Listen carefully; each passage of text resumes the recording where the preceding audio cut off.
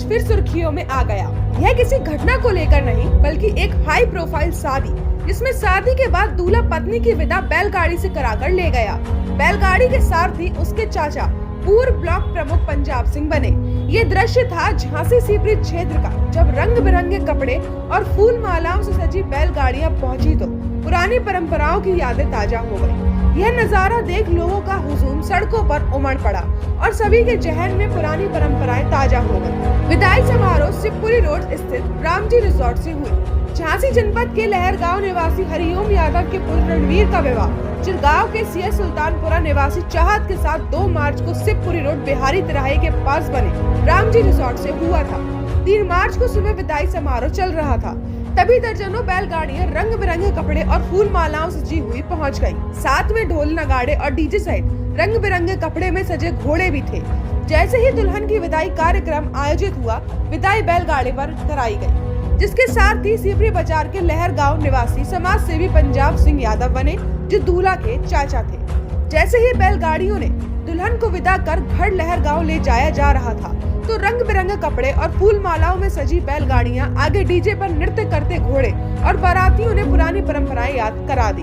विवाह घर से लहरगांव करीब 4 किलोमीटर चली। इस विदाई समारोह को देखने वालों का सड़कों पर हुजूम लग गया।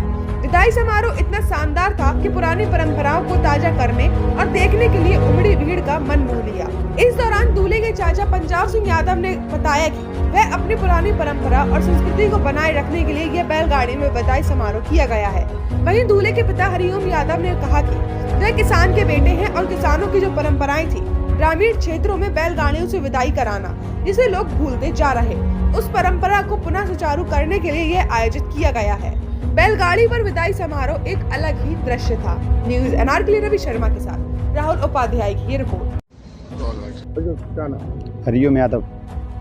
क्या कार्यक्रम था? मेरे बेटे की शादी थी और शादी में हम लोग वैसे किसान, अपने बिजनेस किसान हैं हम लोग, और किसानी के तौर पे हम लोग ये पुरानी जो परंपरा है चली आ रही है, ये हमारी पुश्तैनी मतलब जो किसान हमें पुरखे करते थे, बैलगाड़ी से विदा करते थे, हम वही चीज़ को दोबारा लौटाना चाह रहे हैं कि दोबारा से संस्कृति दोबारा लौट के आना चाहिए। आज किसी विदा होना चाहिए, बैलगाड़ी से विदा होना चाहिए। आज बैलगाड़ी से विदाई है जी। कितनी बैलगाड़ियाँ हैं? लगभग 20 गाड़ी के आसपास है। कहाँ तक जाएगी यहाँ से? मेरे घर तक जाएंगे और मेरे पूरे परिवार की इच्छा थी, और जो कि मेरे जो भाई हैं बैलगाड़ी के बहुत शौकीन है, उनकी पूरी इच्छा थी कि राजू दत्ता के नाम से गाड़ी आती है और सुंदर सिंह दाऊ। आप संपन्न व्यक्तित्व हैं जी, और आप हेलीकॉप्टर से भी अपने बच्चे की विदाई करा सकते थे, तो बैलगाड़ी क्यों आपने अपनाई? देखिए, बैलगाड़ी हमारी परंपरा है, हेलीकॉप्टर हमारी परंपरा नहीं है।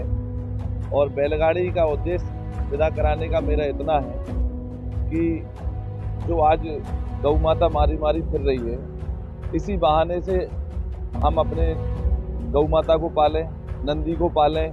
जो हमारी पुरानी परंपरा थी, संस्कृति थी, वो यही थी कि बैलगाड़ी में विदा हुआ करती थी। तो दोनों ही चीज़ें हैं कि इसकी हमारी पुरानी संस्कृति को प्रोत्साहन मिले, और जो गौ माता हमें मारी मारी कर रही, इसी बहाने लोग अपने घरों में गौ माता को पालें। दूसरा, आपके इस चैनल के माध्यम से मैं एक और मैसेज देना चाहता हूँ कि हमसे गलती हुई कि हम लोगों ने यहाँ बफर सिस्टम रखा। आगे से हम प्रयास करेंगे कि हमारे परिवार में, हमारे क्षेत्र में कहीं पर भी फंक्शन हो, वहाँ हम बिठाल कर पत्तल से खाना खिलाएं, क्योंकि जितना अन्न फिकता है ना, जितना हम लोग खाते नहीं उससे ज़्यादा फिक जाता है। जो फिकता है, अगर वही खाना बचा के हम गरीबों को खिला दें तो कम से कम किसी गरीब का एक टाइम का पेट भरेगा और वो तुम्हें दुआएं दें। आज बैलगाड़ी से विदा हो रही है, और हमारी कम से कम गांव के ग्रामीण क्षेत्रों में जब पता चला तो सबसे खुशी की बात है, ग्रामीण क्षेत्र के लोग अपनी अपनी बैलगाड़ी लेके आए। कम से कम 20 बैलगाड़ियाँ हैं, हमारे गांव तक जाएंगी यहाँ से।